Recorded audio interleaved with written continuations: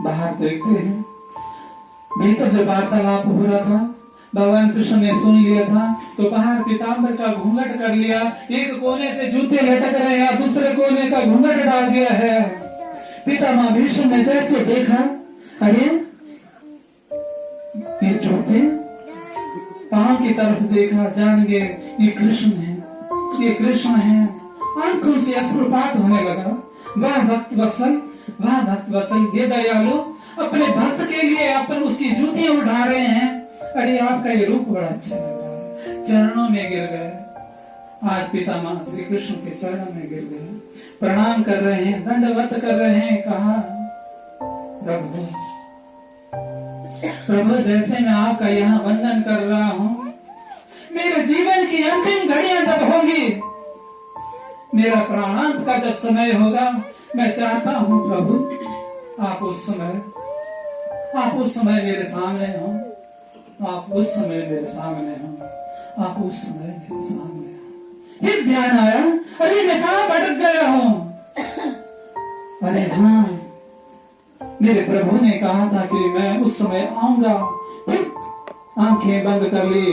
कृष्ण है, कृष्ण है, कृष्ण है, कृष्ण है, कृष्ण है, कृष्ण है, कृष्ण है, कृष्ण है, कृष्ण है, कृष्ण है। और रल जाप कर रहे हैं, कृष्ण भगवान का रल जाप कर रहे हैं। आंखें बंद कर लिए हैं, किसी नजारे को देख नहीं रहे हैं, जुबान को आराम नहीं दे रहे हैं। कृष्ण है, कृष्ण है, कृष्ण है, कृष्ण है, कृष्ण है, कृष्ण है, निरंतर जाप कर रहे हैं। उधर हस्तिनापुर में बैठे भगवान श्री कृष्ण, जिनसे रहा नहीं गया, उठे, जग से उठे, पांडवों से कहा, उठो, जल्दी से उठो, हमें वहां चलना है। कहा, जहां पितामह भीष्म लेटे हैं, सब सैया पर लेटे हैं, चलो जल्दी चलो, वहां जाना है। पितामह भीष्म की वह ध्वनि कृष्ण ही जो बोल रहे थे, उसे सुनकर अनेकों महात्मा वहां पहुंच गए। पितामह भीष्म के दाहिने भुजा की तरफ महात्मा गण खड़े हो गए और पांचों पांडव, मां कुंती और द्रौपदी पितामह भीष्म के बाएं भुजा की तरफ खड़े हो गए। लेकिन वो भक्त वत्सल भगवान आज पितामह भीष्म के चरणों की तरफ खड़े हैं, चरणों की तरफ खड़े हैं। और पितामह भीष्म एकमात्र वही जाप कर रहे हैं, कृष्ण है, कृष्ण है, कृष्ण है, कृष्ण है, कृष्ण है, कृष्ण है, कृष्ण है, कृष्ण है। किसी की ओर देख नहीं रहे हैं। एकमात्र एक भीष्म पितामह की वही ध्वनि ऐसे लग रही है मानो करोड़ों भीष्म कृष्ण को पुकार रहे हो। उनके रोम रोम से वो ध्वनि प्रस्फुटित हो रही है। वो भीष्म जिसके शरीर पर गले से नीचे कहीं 2 अंगुल जगह नहीं है रखने के लिए, बाणों से इतने बिंदे हुए हैं, शरीर में रक्त नहीं है। दुनिया की आज कोई साइंस नहीं बता सकती, कोई विज्ञान नहीं बता सकता कि बिना रक्त के कोई जीवित रह सकता है। और वे रक्त भीष्म प्रभु का गुणगान कर रहे हैं।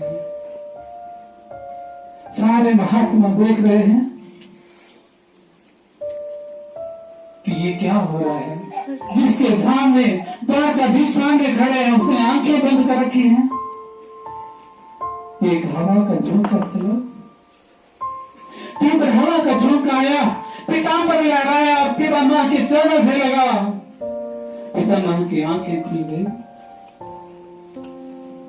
पितामह की आंखें खुल गई। महात्मा ने जय जयकार किए, एक बार भक्त वत्सल प्रभु आप भी अपने भक्तों की चरण धो ही लेते हैं। महात्मा ने ध्यान किया, उनको लगा कि ये पीताम्बर इसलिए चरणों से लगा है कि अपने भक्त की चरण रज अपने मस्तक से लगाने के लिए आगे लहराया होगा, ये हवा का झोंका सहायक बना होगा। पितामह भीष्म की आंखें खुली, सामने देखते हैं, कृष्ण को देख रहे हैं सामने। अरे प्रभु आप आ गए। हाँ, पांडवों के बुरे हाल थे, रोते रोते बुरे हाल थे। युधिष्ठिर जी रो रहे हैं, बहुत रो रहे हैं। कहा, पितामह क्या इस तुच्छ राज्य के लिए हमने इतना कुछ पाप किए? लाखों युद्ध विधवाएं हो गए। जब वो विधवाएं मेरे सामने से गुजरती हैं तो अपने आप को मैं कुल कलंक सुनता हूँ कि इन सब के विधवा होने का कारण मैं हूँ, एकमात्र मैं हूँ। मुझे बहुत गलानी होती है पितामह, मुझे बहुत गलानी होती है। अर्जुन बच्चों की तरह रो रहे हैं। कहा, पितामह जब मैं छोटा सा था तो दलाता था, तो झट से आपकी गोदी में आता था, दौड़ा दौड़ा कहीं से भी आता, आपकी गोदी में आता, आपकी दाढ़ी को लहराता था, सहलाता था। लेकिन पितामह आज बड़ा हो गया तो क्या हुआ? आज बड़ा हो गया तो क्या हुआ? आपके शरीर को छलनी कर दिया मैंने। मेरे इन हाथों को तोड़ दो, मेरे इन हाथों को काट दो पितामह। अरे यार तू रोता है, वीर रोते नहीं है बेटा। अनेक प्रकार से पितामह ने महाराज युधिष्ठिर को सबसे पहले दान धर्म, राज धर्म, स्त्री धर्म, अनेक प्रकार से धर्म समझाया, अनेक प्रकार से उपदेश किया और उसके पश्चात भगवत धर्म का उपदेश करने लगे। भगवत धर्म का उपदेश करने लगे। और पहले मैं सुना देता हूँ, कहीं मैं आगे न बढ़ जाऊं, क्षमा चाहता हूँ। भगवत धर्म का जब उपदेश करने लगे तो आज पितामह कृष्ण लीलाओं में खो गए। उन लीलाओं में खो गए कि प्रभु सामने हैं। कभी जो सुनी सुनाई लीलाएं थी, उनकी बाल लीलाएं थी, वो उनकी गोपियों के साथ हुई लीलाएं थी, और वो सभी लीलाओं का मन ही मन ध्यान कर रहे हैं। फिर ध्यान आया, कहा, प्रभु मुझे आपका वो नजारा, आपका वो चेहरा, आपका वो रूप जो महाभारत के नवम दिवस में मैंने देखा, वो मुझे बड़ा अद्भुत लगता है प्रभु। मुझे आज भी वो मेरे नजरों के सामने है। मैं उसी रूप में खोया रहता हूँ, मैं उसी रूप में खोया रहता हूँ। इतने में अर्जुन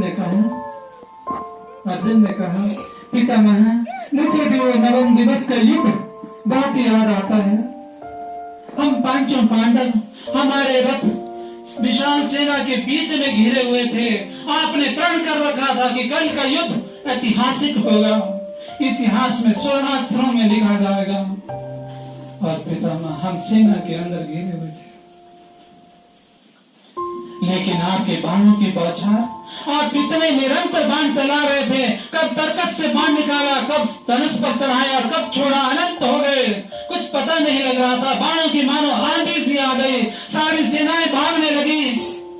प्रातः काल तब युद्ध प्रारंभ हुआ था, तब शंख बजने लगे, ढोल बजने लगे, नगाड़े बज रहे थे, हाथी चिंगाड़ रहे थे, घोड़े हिना रहे थे।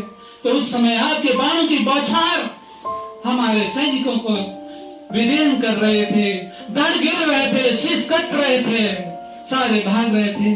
भीष्म आया, भीष्म आया, भागो बचो, भीष्म आया।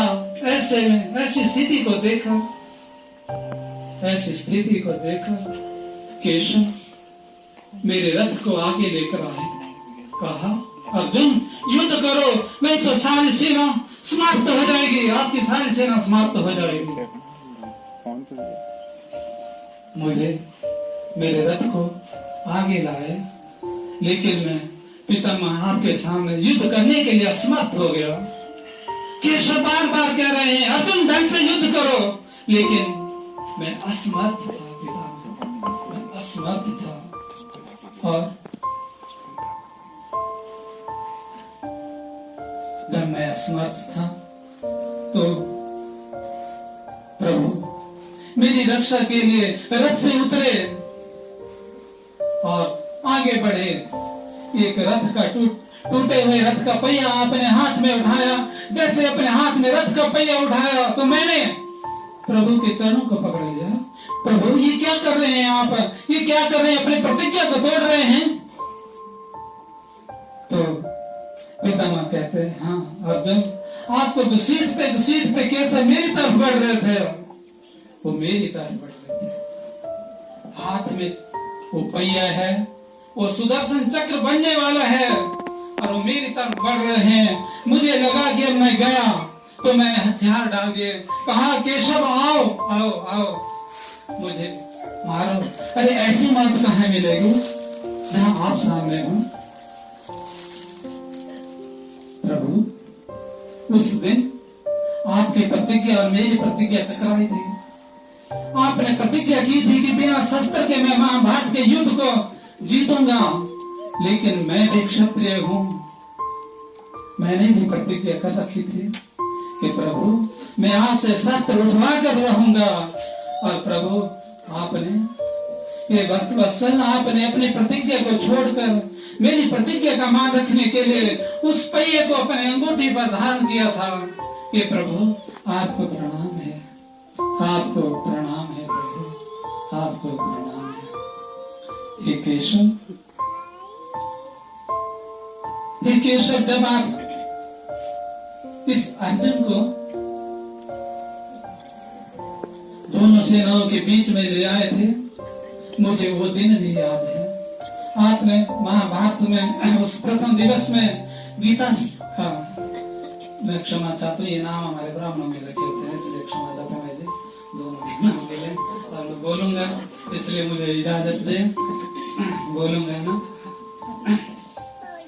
आपने अर्जुन को जो उपदेश दिया उसी उपदेश को हमने भी कुछ सुना प्रभु।